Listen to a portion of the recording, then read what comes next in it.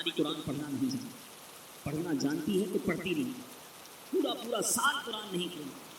ایسا نہ کریں پیچھے سے، قرآن کی روز آنا تلاوت اور صحیح طریقے سے تلاوت۔ اچھا جب ہم ایسی بات کرتے ہیں نا کہ قرآن صحیح پڑھنا چاہیے، نہیں پڑھیں گے گناہ ملے گا، کچھ لوگ کہتے ہیں یار یہ بڑی مشکل باتیں کرتے ہیں، اتنا تھوڑی ہوتا ہے، اللہ معاف کرنے والا ہے، تھوڑا بہت تو چلتا ہے۔ پہلے میں آپ کو عربی کی سینسٹیوٹی بتا دیتا ہوں، اور پھر آپ ہی کی زبان میں آپ کو اس کا مطلب بھی بتاتا ہوں۔ پہلے سمجھیے عربی کتنی سینسٹیو ہے، کتنی حساس زبان ہے، تھوڑا سا فرق مانا تو کدھر سے کدھر لے جاتا ہے۔ ہم روز ہی پڑھتے ہیں نا صراط الذین انعمت علیہم، سورہ فاتحہ میں پڑھتے ہیں ان لوگوں کے راستے پر چلا جن پر تیرا انعام ہوا، انعمت علیہم۔ اگر کوئی پڑھ لے انعمت علیہم، تا کی جگہ تو پڑھ لے، صبر کی جگہ پیش پڑھ لے، تھوڑا ہی فرق ہے نا، پتہ مانا کیا بن جائے گا؟ ان لوگوں کے راستے اور ان لوگوں کا راستہ جن پر میں نے انعام کیا۔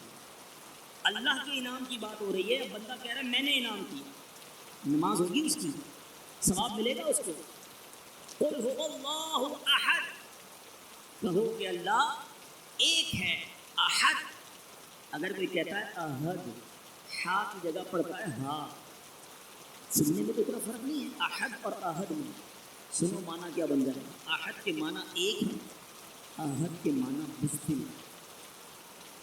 جو اللہ کو یہ کہے گا کہ اس کی نماز ہوگی، اس کو قرآن فائدہ دے گا۔ کچھ روایتوں کا مضمون ہے کہ کچھ قرآن پڑھنے والے ایسے ہیں جن پر قرآن خود لعنت۔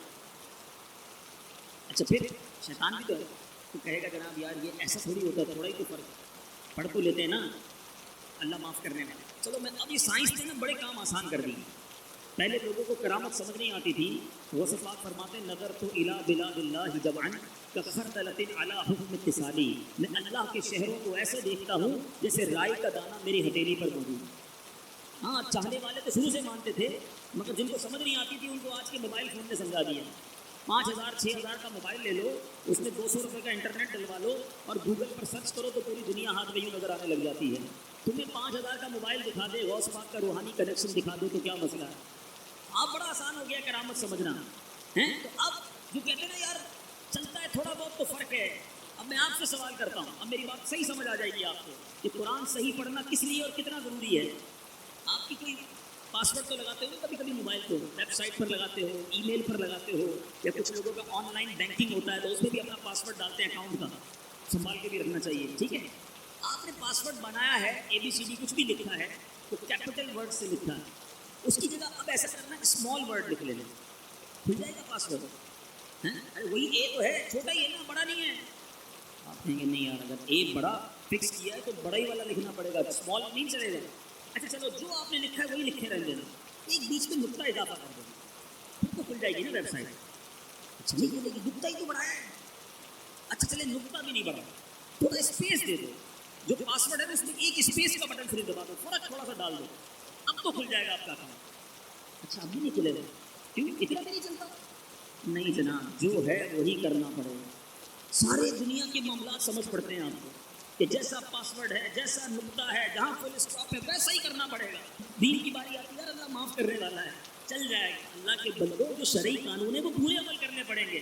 وضو کے 4 فرض ہیں تو چاروں پر عمل کرنا پڑے گا۔ یار تھوڑی سی کونی سوکھی رہ گئی تھی، آپ کہتے ہو نماز ہی نہیں ہوئی، بھائی فرض ہے پورا کرنا پڑے گا۔ آپ کو ہاتھ پورے دھونے تھے، آپ کو مسا صحیح کرنا تھا، آپ کو پیر صحیح دھونے تھے، آپ نے غسل کیا اور سارے حیدرآباد کا پانی اپنے اوپر بہا دیا، اور جناب فرض غسل تھا، واجب غسل تھا، کلی نہیں کی، ناک میں پانی نہیں چڑھایا، غسل کے فرائض پورے نہیں کیے، آپ پاک نہیں ہوئے۔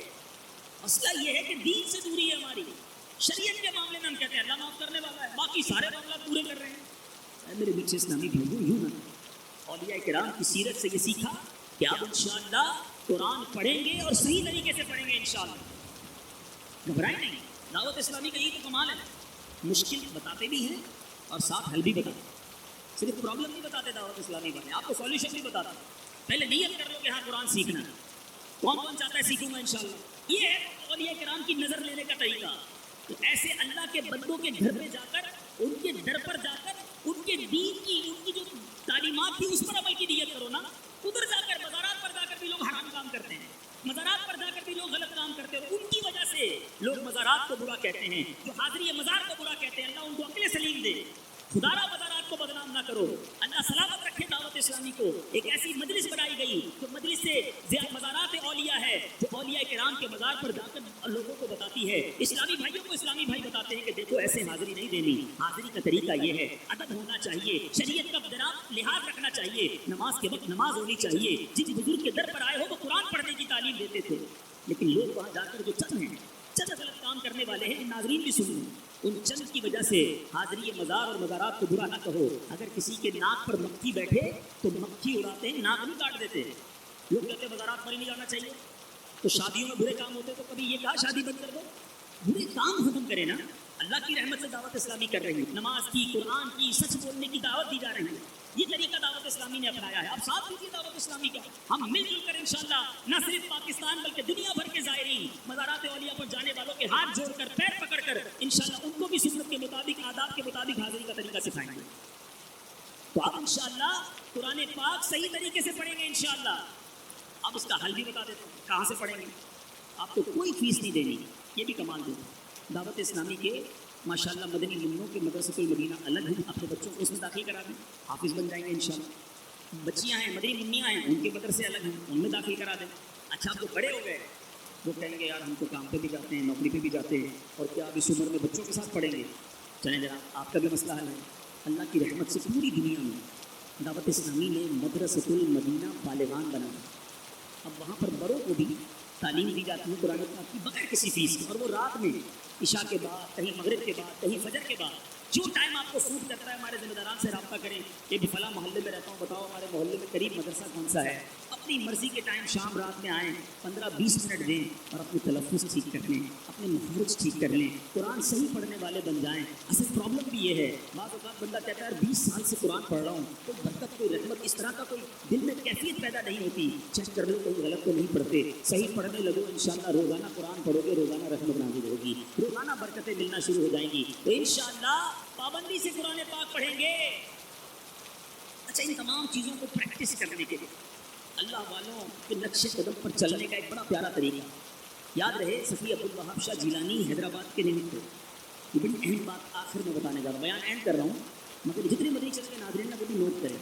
جب بھی اولیاء کرام کے مزار پر جاؤ نا, اکثر آپ کو یہ بات ملے گی کہ جس ولی کے مزار پر آپ جاؤ گے وہ وہاں پیدا نہیں ہوگا. داتا گنج بخش لاہور میں نہیں پیدا ہوئے, بابا فرید پاک پتن میں نہیں پیدا ہوئے, صفی عبدالوہاب شاہ یہاں حیدرآباد میں پیدا نہیں ہوئے, عبداللہ شاہ صابی ٹھٹھے میں پیدا نہیں ہوئے. آپ اور آگے چلے جائیں, بڑے بڑے اولیاء کرام وہ وہاں پیدا نہیں ہوئے جہاں ان کا مزار. اس کا مطلب کیا ہے؟ اس کا مطلب یہ ہے کہ یہ دین کی اشاعت کے لیے انہوں نے گھر چھوڑا, وطن چھوڑا, واپس ہی نہیں جا سکے, وہیں رہ گئے اور وہیں انتقال ہو گیا, وہیں مزار بن گیا. خواجہ خواجگان, خواجہ غریب نواز اجمیر کے نہیں تھے, اجمیر کو اجمیر بھی نہیں تھا, وہ ایودھک تھا. خواجہ غریب نواز کے قدم لگے تو وہ اجمیر بن گئے. تو کیا ہوا یہ ولیوں کی سیرت سے سیکھو نا. انہوں نے گھر چھوڑا, وطن چھوڑا اسلام کو پھیلانے کے لیے. آؤ ان ولیوں کی سیرت پر عمل کرنے کا موقع آپ کو دعوت اسلامی دیتی ہے. ہم نہیں کہتے جناب آپ بھی گھر سے نکلو واپس ہی نہیں آنا. 3 دن کے لیے, 12 دن کے لیے, 30 دن کے لیے, سبحان اللہ 92 دن کے لیے, 12 ماہ کے لیے مدنی قافلے دعوت اسلامی کے سفر کرتے ہیں. آؤ زندگی بہت گزار لی اپنی دنیا کے کاموں میں, کچھ دن اب ہم راہ خدا میں سنتوں کی خدمت میں گزار لیں, کچھ تو ولیوں کے نقش قدم پر عمل کریں. ابھی تو بہت کچھ ہم ہی کو سیکھنا ہے. ابھی میں کھڑا کر کے پوچھوں کس کو ساتھ نماز کے ساتھ فرائض آتے ہیں, کس کو 6 شرائط آتی ہیں, کس کو وضو کے فرائض آتے ہیں, کس کو غسل کے فرائض آتے ہیں, کس کو جناب تجوید کے ساتھ قرآن پڑھنا آتا ہے, کس کو نماز جنازہ آتی ہے. میں یہ بیسکس پوچھ رہا ہوں, بہت سے کو نہیں. کب سیکھیں؟ تو آپ مدنی قافلے میں 30 دن کے چلے جائیں, انشاءاللہ وہاں بہت کچھ سکھا دیا جائے. تو نیت کریں کہ انشاءاللہ ہم دعوت اسلامی کے مدنی قافلوں میں بھی سفر کریں گے. اللہ تعالی ہم سب کو عمل کرنے کی توفیق عطا فرمائے. صلو علی الحبیب. الحمدللہ رب العالمین والصلاة والسلام علی سید المرسلین, اما بعد فاعوذ باللہ من الشیطان الرجیم, بسم اللہ الرحمن الرحیم. پڑھیے الصلاة والسلام علیک یا رسول اللہ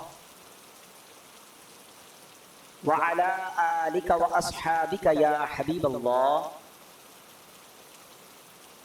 الصلاة والسلام علیک یا نبی اللہ وعلی آلک واصحابک یا نور اللہ. درود پاک پڑھنے کے بے شمار فضائل و برکات ہیں. درود پاک جو ہے اگر اس کو ملٹی ڈائمینشنل طریقے سے دیکھا جائے دیکھیں گناہ ہو جانا، خطائیں تو ہم خطاؤں کے پتلے ہیں، ہمیں بہت سارے اعمال ایسے ضرور ملتے ہیں کہ جن سے نیکیاں بڑھ جائیں، مگر وہ اعمال جن سے گناہ ڈیلیٹ ہو جائیں، جن سے گناہ معاف ہو جائیں، وہ وظائف یا وہ چیزیں بڑی تھوڑی نظر آتی ہیں۔ اور اس میں درود پاک ایک ایسا عمل ہے، بہت مشہور حدیث ہے، آپ نے سنی ہوگی کہ نبی پاک صلی اللہ علیہ وسلم نے فرمایا، جس کا مضمون ہے جو ایک بار درود پاک پڑھے اللہ تعالیٰ اس پر 10 رحمتیں نازل فرماتا ہے اور اس کے 10 گناہوں کو مٹا دیتا ہے اور اس کے 10 درجات کو بلند فرماتا ہے۔ دیکھیں یاد رکھیے گا، قیامت کے دن جب میرے اور آپ کے اعمال نامے تولے جائیں گے نا، تب گویا دوسرے لفظوں میں ایک بیلنس شیٹ ہوگی۔ نامہ اعمال جب تولے جائیں گے تو گناہوں کے پلڑے میں گناہ رکھے جائیں گے، نیکیوں کے پلڑوں میں نیکی رکھی جائے گی۔ اچھا ایک اور بات بھی بتا دوں، دنیا میں جو میزان ہے، اسکیل ہے، جب یہاں دنیا میں جو پلڑا بھاری ہوتا ہے وہ نیچے ہو جاتا ہے، علماء فرماتے ہیں قیامت کے دن جو پلڑا بھاری ہوگا وہ اوپر ہو جائے گا۔ اچھا اب ایک نیکی کسی کی زیادہ ہو گئی نا گناہوں اور نیکیوں کے پلڑے میں تو وہ جنت میں چلا جائے گا، ایک نیکی کم پڑ گئی تو اب اس کو جہنم میں بھیج دیا جائے۔ جبھی تو ایک ایک نیکی کے لیے لوگ مارے مارے پھرے۔ ماں بیٹے کے پاس آئے گی کہ بیٹا ایک نیکی دے دے، باپ بیٹے کے پاس جائے گا، بیٹا ایک گناہ میرا لے لے تاکہ وہ جو پلڑا ہے وہ میرا نیکیوں کا بڑھ جائے۔ بٹ نو بڈی، کوئی اس دن ساتھ دینے والا نہیں، نفسی نفسی کا دور۔ آج چھوٹی چھوٹی نیکیاں ہم چھوڑ رہے ہیں، یار نفلی ہے نا کوئی بات نہیں، درود پاک نہ پڑھیں کوئی مسئلہ نہیں، صلاۃ التسبیح پڑھ لی ٹھیک ہے، بہت ساری چیزیں واجبات نہیں ہیں، مگر یہ چھوٹی چھوٹی نیکیاں اس دن کاؤنٹ ہوں گی جس دن ہمیں ایک ایک نیکی کی ضرورت ہوگی۔ اور یہ درود کا کمال دیکھیں، ادھر نیکیاں بھی بڑھاتا ہے، ادھر گناہ بھی گھٹاتا ہے۔ ایک درود 10 نیکیاں بھی بڑھ گئی، 10 گناہ بھی کم ہو گئے، 10 درجے بھی بلند ہو گئے۔ کتنا آسان فارمولا ہے گناہوں کو اپنے نامہ اعمال سے ریموو کرنے کا۔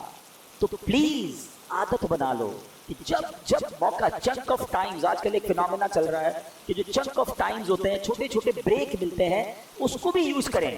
دنیا میں اب ایک اصطلاح چلتی ہے، ٹرمینالوجی چلتی ہے، یونیورسٹی آن ویل۔ بھائی روڈ پر بھی کچھ سیکھو، راستے میں جو ٹائم ضائع ہوتا ہے اس میں بھی کچھ سیکھنا ہے۔ لوگوں نے اپنے بس، اپنے ٹرین، اپنے ٹرام کے جو ٹائم ہیں ڈیوٹی پر جانے آنے کے، ان آدھے گھنٹے، اس گھنٹے میں بھی کوئی نہ کوئی کلاس بک کر لی ہے، کوئی کتاب پڑھ لیتے ہیں، اور جو اس ٹائم میں انہوں نے پڑھا ہے اس پر کوئی یونیورسٹی کے ڈپلوما حاصل کر لیتے ہیں۔ تو لوگ کہتے ہیں یہ جو چنک آف ٹائمز ہیں، پیسز آف ٹائم ہیں، اس کو بھی یوٹیلائز کریں۔ تو اگر یہی ذہن ہمارا بن جائے کہ ٹھیک ہے کہیں 5 منٹ مل گئے، کہیں 7 منٹ مل گئے، مثال کے طور پہ ہم کسی کے آفس پہ گئے، اس نے کہا ذرا 5-7 منٹ میں آتا ہے، بیٹھیے گا، کہتے ہیں کوئی بات نہیں آئیے۔ اب ہم کیا کرتے ہیں، موبائل نکالا اور گھمانا شروع کر دیا۔ وہ 7 کی جگہ 17 منٹ میں آیا، میں کوئی مسئلہ نہیں ہے، ہمارے پاس بہت کچھ ہے دیکھنے کے لیے۔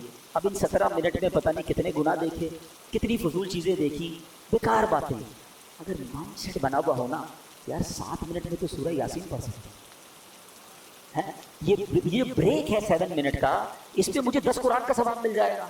ذرا 1 منٹ ہولڈ رکھیے، فون پہ اگر کوئی کہتا ہے 1 منٹ ہولڈ رکھیے، اس 1 منٹ میں کچھ اور نہیں کر سکتا، ہولڈ ہی رکھنا ہے۔ اب اگر میوزک بج رہا ہے تو تھوڑا سا کان سے دور کر لوں، 3 بار سورہ اخلاص جو پڑھ لے اسے پورا قرآن پڑھنے کا ثواب ملتا ہے۔ 1 منٹ میں سورہ اخلاص پڑھ 3 بار پڑھ لی ہے۔ اچھا جناب ابھی آیا، ذرا تھوڑی دیر تھوڑا سا انتظار کیجیے، جیب سے تسبیح نکالی 25-30 بار درود پاک پڑھ لیا۔ اگر یہ ذہن بن جائے کہ زندگی میں وقت کو ضائع نہیں کرنا، جب تک میری اور آپ کی سانسیں باقی ہیں نا تب تک نیکیوں کا سیزن لگا ہوا ہے۔ جس دن سانسیں بند ہو گئی نا اس کے بعد بندہ اللہ سے کہے گا مولا ایک بار بھیج دے، 2 رکعت پڑھ، ایک درود پاک پڑھ، ایک سجدہ کر، پھر موقع نہیں۔ ابھی موقع ہے، ابھی ٹائم ہے، تو ان لمحات کو یوز کیجئے اور اپنا مائنڈ سیٹ درود پاک کے بارے میں بنا لیں کہ بس روزانہ کسی نہ کسی طرح میں نے کثرت سے درود پڑھنا ہے، کیونکہ گناہ بہت ہو گئے ہیں، خطائیں بہت ہو گئی ہیں، شاید یہ درود پڑھنا ہی میرے گناہوں کا کفارہ بن جائے، میری نیکیوں میں اضافہ بن جائے، میرے آقا کی شفاعت کا ذریعہ بن جائے، قیامت کے دن نبی پاک کی قرب کا وسیلہ بن جائے۔ تو زبان درود پاک سے تر رکھا کریں۔ آئیے مل کر محبت کے ساتھ بآواز بلند درود پاک پڑھ لیں۔ صلو علی الحبیب صلی اللہ تعالی علی محمد صلی اللہ علیہ وسلم۔ آج میں آپ کو اسلام کے ایک عظیم واقعے کی طرف لیے چلتا ہوں۔ شوال المکرم میں یہ واقعہ ہوا اور بڑا ہی کمال کا واقعہ ہے۔ یعنی میں کئی بار یہ عرض کیا کرتا ہوں کہ اپنے بچوں